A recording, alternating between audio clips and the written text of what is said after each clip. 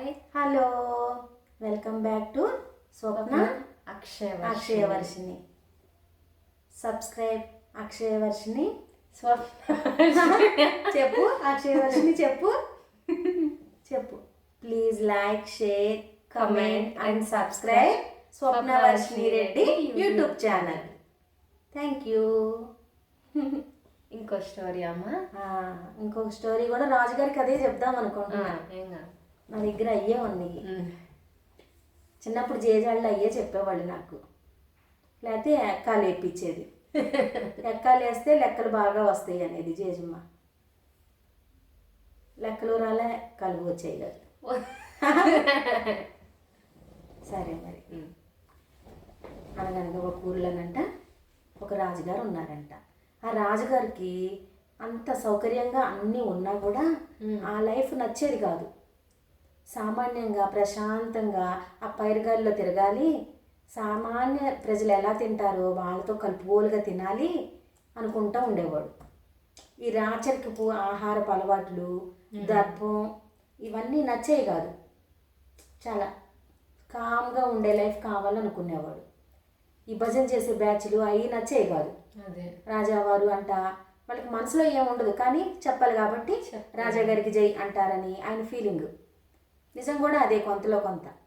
అందుకని ఎక్కువగా మారువేషంలో గ్రామాలు తిరుగుతూ ఉండేవాడు. నగరం దాటేసి సిటీ దాటేసి గ్రామాలే కానీ పొలాలు, పల్లెటూళ్ళు, కుగ్రామాలు అట్లా ఉండేది. అందుకే పిచ్చుకలు బాగా వినిపిస్తాయి ఊరి చివర.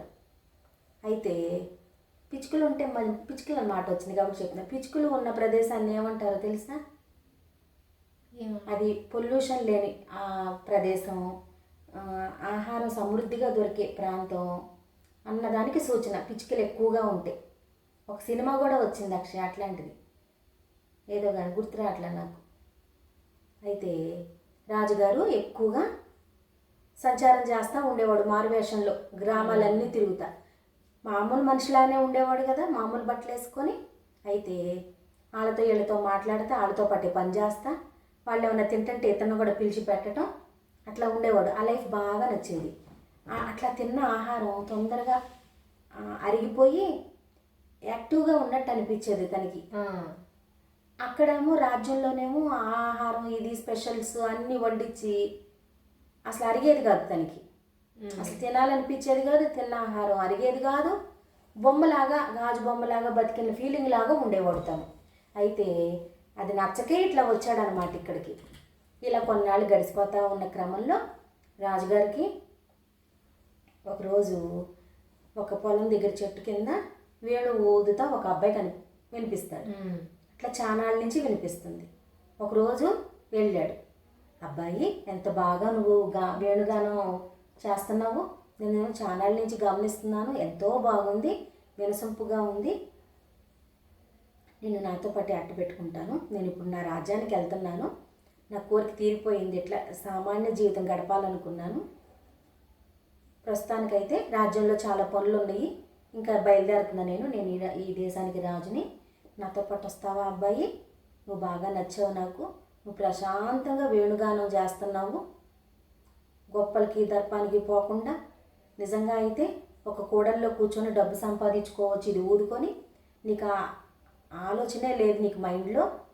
నీ ఆనందం కోసం ఆ పైరుగాలికి ఊదుకుంటూ ఉంటున్నావు, నీకు అందులోనే ఆనందాన్ని వెతుక్కుంటున్నావు, డబ్బుల కోసం పరిగెత్తట్లేదు. కాబట్టి నీ మంచితనం నాకు నచ్చింది, నీకు రాజ్యంలో నాతో పాటు ఉండే అవకాశం ఇస్తాను, వచ్చేసే అంటాడు. వేణుగానం ఊదే పిల్లాడికి కూడా ఎవరు లేరు కదా, అందుకని అక్కడైనా పని చేసుకొని బతకటమే. పొద్దుగూకేదాకా అది ఊదుకుంటాడు, సొంతంగా నేర్చుకుందే అది కూడా. అయితే వస్తాను అని వెళ్తాడు. మరి రాజుగారు కదా, ఆయనకొక్కడికే నేను రాజునని చెప్పాడు ఆ పిల్లోడికి. మరి వెళ్ళిపోవాలి కదా, వెళ్ళిపోతాడు. రాజుగారు తనతో పాటే ఉంచుకుంటాడు, తన అంతఃపురంలోనే నమ్మిన బంటులాగా పెట్టుకుంటాడు, విద్యలన్నీ నేర్పిస్తాడు. అంతంత మాత్రం చదువు కదా, ఊళ్ళో చదువుకున్నాడు కానీ 15-16 ఏళ్ళు అంటే చిన్న వయసే. 10th క్లాస్ చదివినట్లు ఇంకా నేర్చుకుంటాడు. రాయటం, లిపులన్నీ రాసుకుంటాడు. ఈ రాజ్యం నుంచి ఇంకో రాజ్యానికి ఉత్తరాలు రాసి పంపిస్తారు కదా, అవి కూడా నేర్పిస్తారు. ఎట్లా రాయాలి, సంభాషించాలి, మాటకారి విధానం ఎలా ఉండాలి. తను ఏదైనా చూసింది ఎలా చెప్పగలగాలి, తను విన్నది చూసింది రాజుగారికి అర్థమయ్యే భాషలో ఎలా చెప్పాలి అవన్నీ నేర్పిస్తారు. మొత్తం మారిపోద్ది కదా. ఆ పల్లెటూరు వాతావరణం భాష బాగుంది, కానీ ఉద్యోగం చేయాల్సిన చోట నేర్చుకోవాలని నేను మంచి చెడు తొందరపాటుగా ఉండకూడదు. స్టామినా ఉండాలి, కొంచెం నిగూఢంగా ఉండాల్సినవి ఉంటాయి రహస్యాలు. అవి రాజుగారికి మాత్రమే చెప్పాలి. నడుచుకుంటూ వచ్చేసి చెప్పేయకూడదు అందరి మందిలోనూ. అన్ని రకాలుగా ట్రైనింగ్ ఇచ్చి కొంచెం షార్ప్గా తయారు చేస్తారు. తను నేర్చుకున్నంత నేర్చుకుంటాడు, చేయూతనిస్తాడు బాగా. అంతా తయారు చేసిన తర్వాత మన అబ్బాయి కాస్త లైన్లో పడ్డాడు అనుకున్నాక ఖజానా ఉంటుంది కదా రాజుగారి ఖజానాకి, దానికి మొత్తం నిర్వహణాధికారిగా పెట్టేశారు. అంటే ఇప్పుడు మాట్లాడుకునే దాంట్లో ఏమనుకుంటాం భాషలో సిఈఓ లాగా మొత్తం సిఈఓస్ ఉంటారు కదా కంపెనీకి, మొత్తం ట్రాన్సాక్షన్స్ అన్నీ అతనికి తెలియాలి. అవును కదా, సిఈఓకి ఫైనాన్షియల్ ఆఫీసర్, సిఎఫ్ఓ ఏదో కానీ ఫైనాన్స్, సిఈఓనో సిఎఫ్ఓనో ఏదన్నా కానీ. అయితే అట్లా అనమాట, ఖజానాకి నిర్వహణాధికారిగా పెట్టేస్తారు, నియమించేస్తారు. ఇతనికి మొత్తం తిరిగి చెప్పే తీయాలి, తిరిగి చెప్పే లోపలికి పంపించాలి. ఇక మొత్తం అందరూ ఏం చేయాలి ఏంటనేది మొత్తం ప్లానింగ్ అంతా ఈ కుర్రాడిది.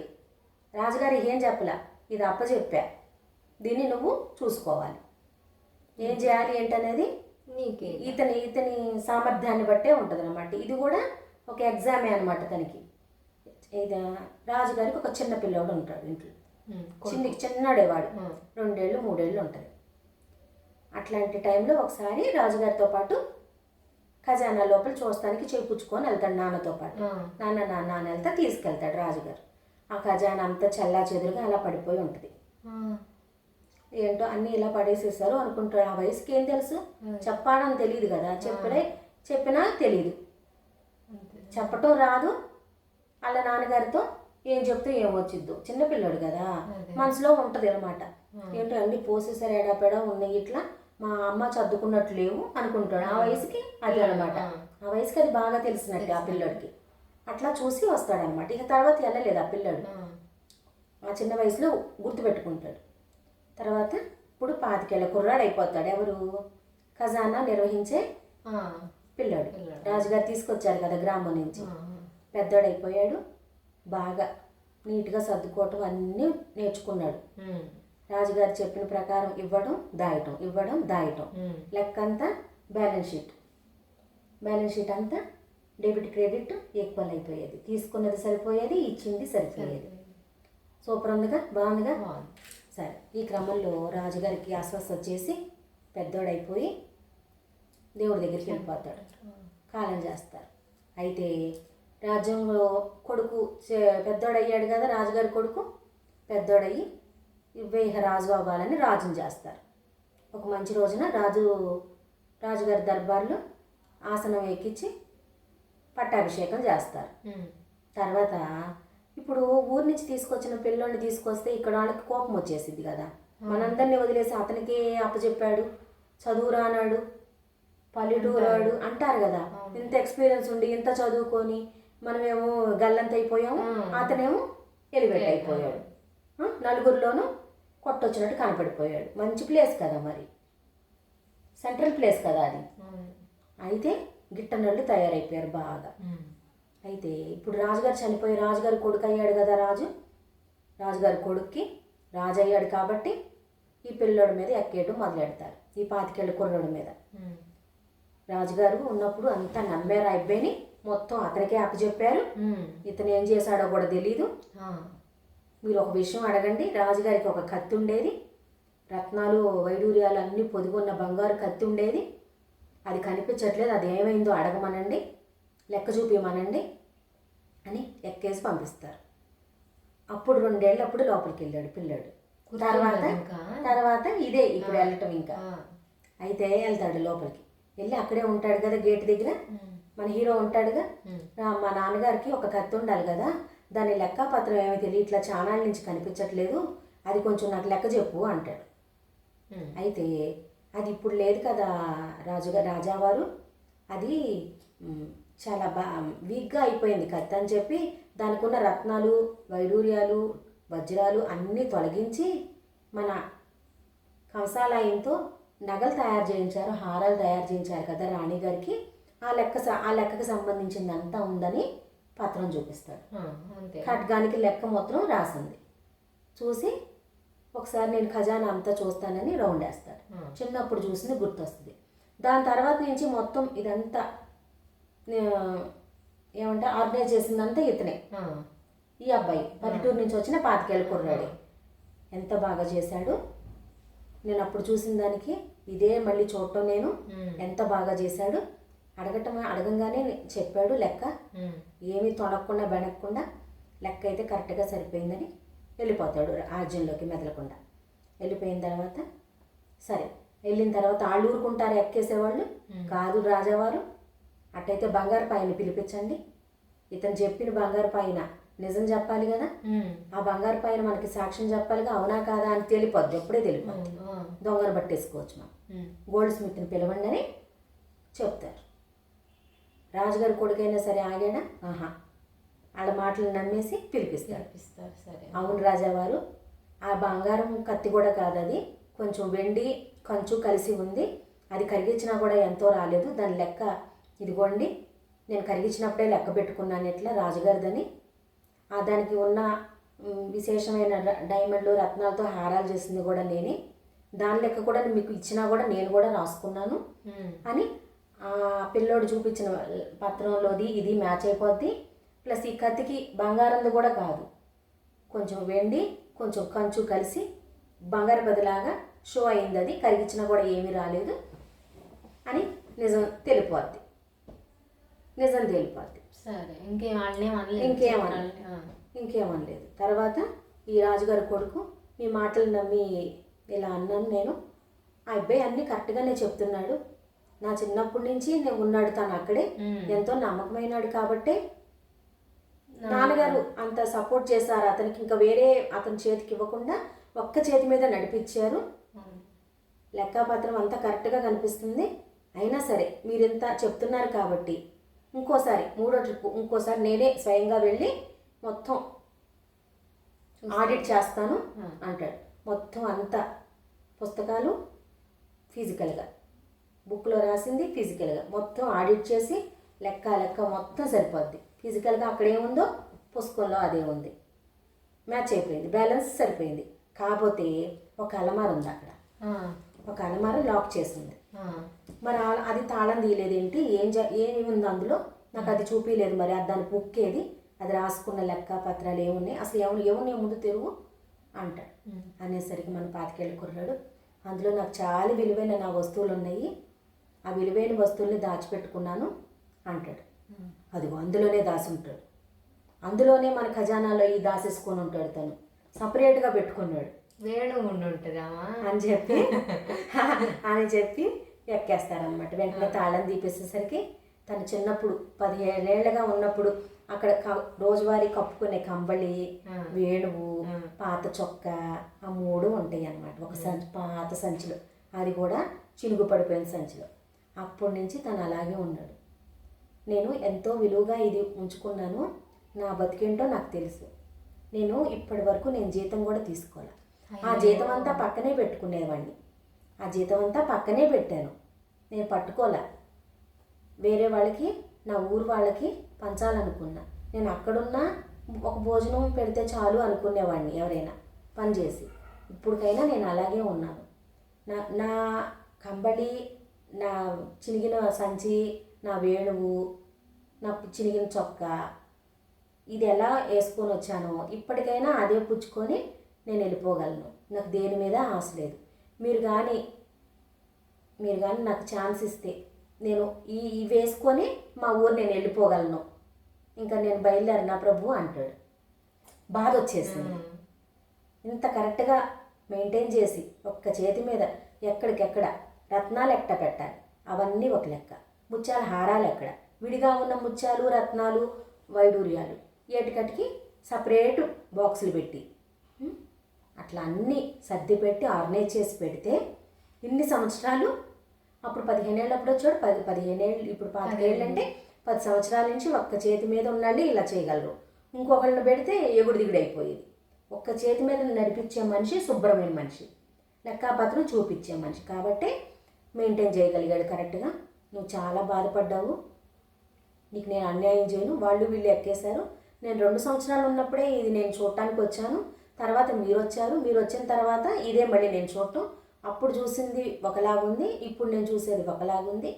మంచిగా చేసుకుంటున్నారు మీరు ఉద్యోగం, మీకే భయం లేదు. నాన్నగారు ఎలా చూసారో అంతకంటే బాగా చూసుకుంటాను నేను కళ్ళల్లో పెట్టుకొని. మీరు నాకు పెద్ద దిక్కుగా ఉండాలి, ముఖ్యమంత్రిగా నాకు వ్యవహరించాలి, ఈ లెక్కలు చూసుకుంటా. ఇలాంటి చిల్లర జనాల కోసం మీరు ఏమీ బాధపడక్కర్లే. ఇలాంటి వాళ్ళు వస్తూ ఉంటారు, పోతూ ఉంటారు.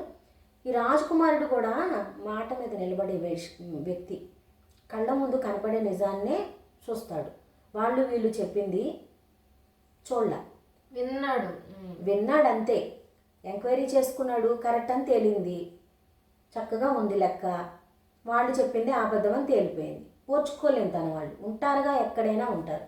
ఓర్చుకోలేని వాళ్ళు ఆ సూటిపోటు మాటలు ఎక్కేసి అలా చెప్తా ఉంటారు. కానీ అసలైన వాడు కరెక్ట్గా ఉంటే ముఖ్య స్థానంలో ఉండేవాళ్ళు ఎవరు? రాజుగారు కరెక్ట్గా ఆలోచన చేసి ఒక పక్క ఆలోచించాలి, దొంగ పని చేశాడా లేదా అని ఆలోచించాలి. దాంతోపాటే లెక్కలన్నీ కరెక్ట్గా ఉన్నాయో కూడా చూడాలి. చూపించాడు కదా, ఇంకేముంది.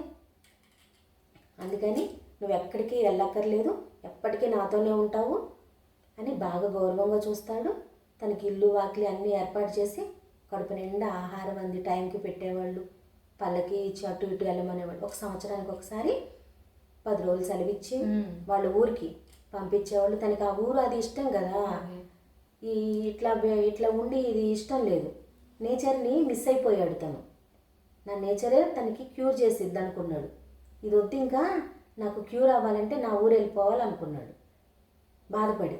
అందుకని రాజుగారి కొడుకు కూడా రాజు అయ్యాడు కాబట్టి అతని కోరిక మేర సంవత్సరానికి ఒక 10 రోజులు సెలవులు ఇచ్చి సంక్రాంతికి పంపించేవాడు.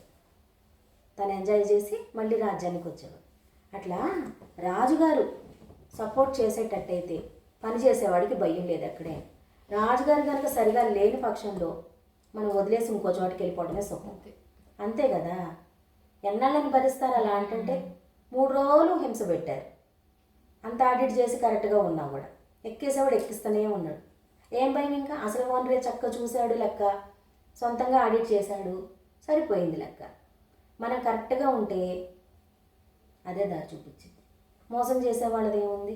ఇవాళ చేస్తారు, రేపు పారిపోతారు. ఏముంది? ఆ కంబళి కప్పుకొని వెళ్ళిపోతా అన్నాడు.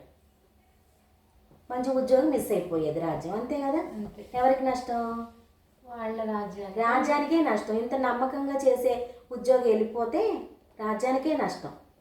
కాబట్టి రాజ్యం బాగు కోరుకొని పనిచేసేవాడు సపోర్ట్ చేసి చిల్లర దొంగల్ని దూరం పెట్టి రాజుగారి కొడుకు కూడా మంచి రాజుగా పేరు తెచ్చుకున్నాడు. చిన్న కథ ఇదంతా. మన మనస్తత్వాన్ని బట్టి అక్షయ, మన మనస్తత్వం చెప్పుడు మాటలకి లొంగకూడదు. కళ్ళతో చూసి మనం పనిచేసి అది చూసి వాళ్ళతో ఉండి అప్పుడు ఒక బేరీజ్ చేయాలి. అంతేగాని పిచ్చి మాటలకి ఎప్పుడు లొంగకూడదు. బాగుందమ్మా? బాగుంది. కథ కంచికి మనం ఇంటికి. కథ ఎప్పుడు కంచికి వెళ్ళిపోవాలి, మనం మాత్రమే మన ఇంట్లో ఉండాలి. మమ్మ బంగారు తల్లి అమ్మా, బంగారు తల్లి మమ్మ. కథ బాగుందమ్మా? నచ్చింది? సరే, ఈ కథ కనుక మీకు నచ్చితే లైక్ చేసి షేర్ చేసి మంచి కామెంట్ పెట్టి సబ్స్క్రైబ్ చేయండి friends. Swapnavarshini Reddy YouTube channel. Thank you.